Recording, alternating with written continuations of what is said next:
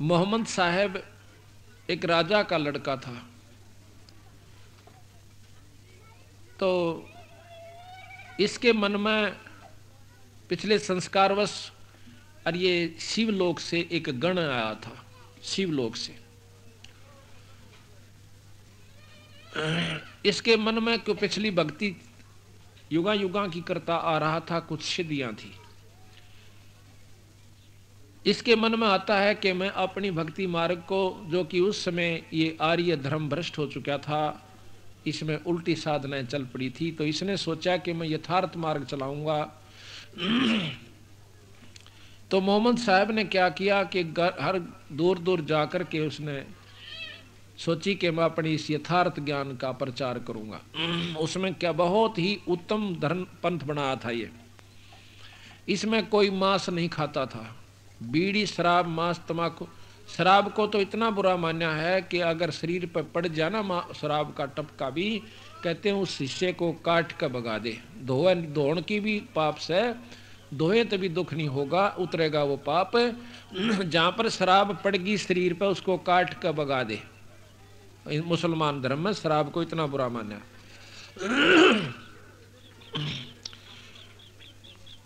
तो इस प्रकार इसने जगह जगह पर जाकर के अपनी ज्ञान का प्रचार किया। बहुत से चेले अच्छा जाने लगा। जब इसकी पत्नी बेगम कहती है कि एक बात सुन ले, तू घर छोड़ कर मत जा। अगर नहीं, मैं तो मेरी श्रद्धा होगी है, आस्था भगवान में अल्लाह में लगी है, मैं तो जा करके प्रचार करूंगा। उसने कहा कि अगर तू एक प्रण कर जा क्या कि परतरिया के साथ कभी संपर्क नहीं करेगा, अकति नहीं करूंगा, कर लिया तो क्या सजा, जो तेरे मन में वो कर लिया। बोला ठीक से चला जा। चलिए चला गया। जब उसके अच्छे चेले चपटे हो गए तो उसने एक लड़की के साथ शादी कर ली। उसकी पत्नी को पता चल जाता है, वो वापस बुलाती है, वहां पहुंच जाती है, घर ले आती है। घर ला करके कहती है कि आपने कहा था वो बात याद है कि याद है, मैं तेरे को सजा दूंगी, एक सजा दे दे। उसने कहा कि इसकी मूंछ काट दो आगे तो मूंछ कटवा दी, और इंद्री काट दो इसकी, हुक्म दे दिया। तो इस प्रकार उन जल्लादों ने मूंछ तो उसके आगे काट दी, लेकिन इंद्री की खाल खाल काट कर छोड़ दिया। इस प्रकार उसने अपना घर जाकर के अपने चेलों में चला गया, किसी को ये नहीं बताया शर्म के मारे कि यो हुई क्या। वो बोला भाई यह एक विशेष पहचान से अपने खास प्रेमिया की, कि ताकि न्यारी पहचान हो जाए। तो उसके बाद उन्होंने अपनी 3 प्रक्रियाएं बना ली। आगे 6 मूंछ काट लेना, दाढ़ी को रखना, और इस प्रकार इसको सुन्नत करने लगे। लेकिन वो बहुत ही पवित्र पंथ चला, किसी ने भी मांस शराब आदि कति नहीं खाया करते। उसका बहुत पंथ चल गया, काफी शिष्य हो गए। तो उसने अल्लाह के ऊपर बहुत खुशी महसूस करी, कहने लगा मैं अल्लाह के नाम पर कुर्बानी दूंगा। उससे उसके 2-3 बच्चे हो गए थे दूसरी लड़की से। तो कहते हैं जो उनके चेले थे उन्होंने सोचा कि काहे की कुर्बानी दोगे महाराज, पीर जी मैं अपने लड़के को काटूंगा, अपने लड़के की गर्दन काट कर अल्लाह पर चढ़ाऊंगा, कुर्बानी दूंगा। तो वो कहने लगे जी इब ना कर नहीं सके थे।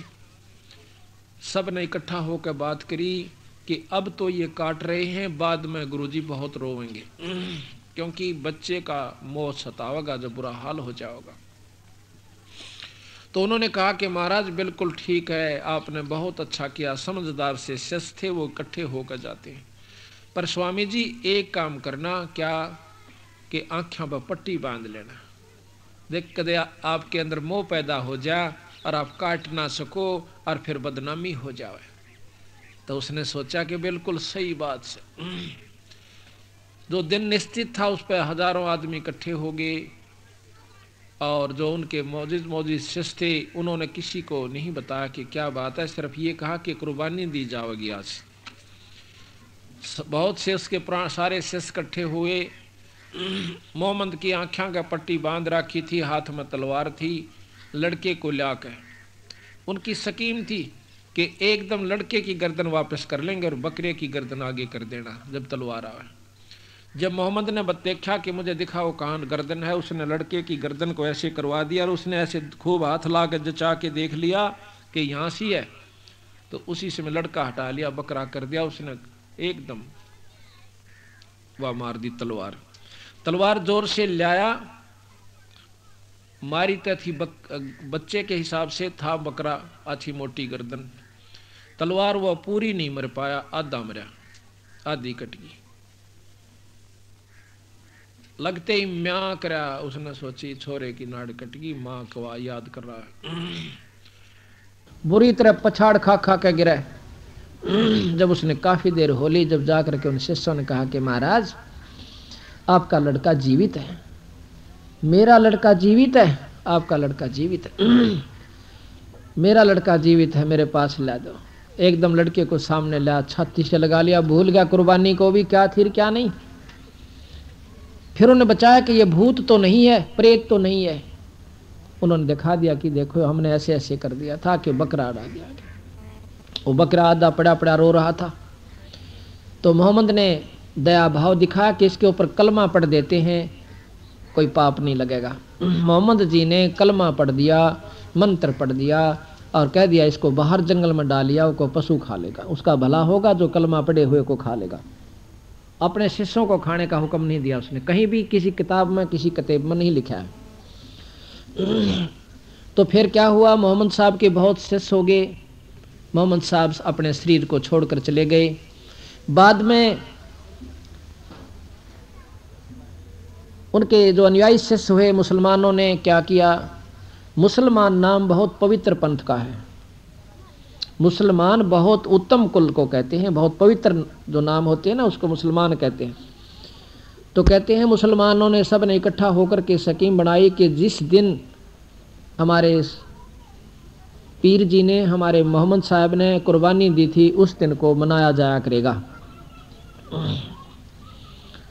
अब किसी की लड़का काटने की तो हिम्मत नहीं, तो उन्होंने कहा कि उस दिन को बकरा काट करके मनाया जाया करेगा।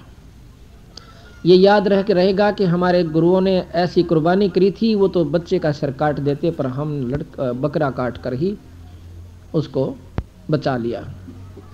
उनकी इतनी सच्ची आस्था थी। वो दिन मनाया जाने लगा, हर शहर में हर गांव में अलग अलग उसी दिन को वो कुर्बानी दिवस, और वो बकरे का काट के कलमा पढ़ देना और उसको उठाकर जंगल में डाल लेना। खाया नहीं करते पहले।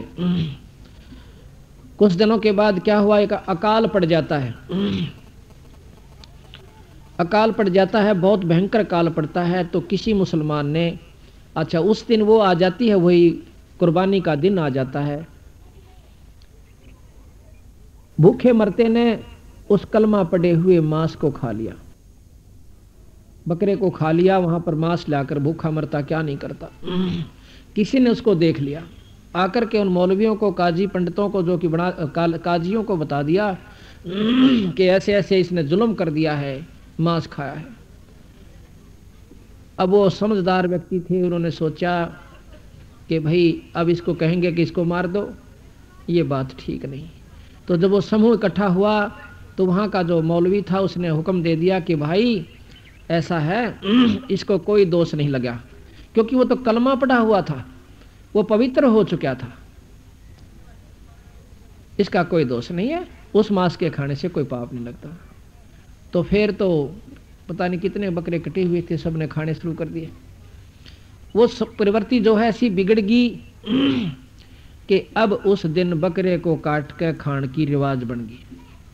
गरीबदास जी महाराज कहते हैं 1,80,000 को सौगंध जिन नहीं करद चलाया, वो पैगंबर पाक पुरुष थे साहिब के अब्दाली। वो 1,80,000 पीर हुए हैं मुसलमानों के, कहते उन्होंने कभी भी कर्द नहीं चलाया, ना मांस खाया और ना ही मांस खाने की सलाह दी।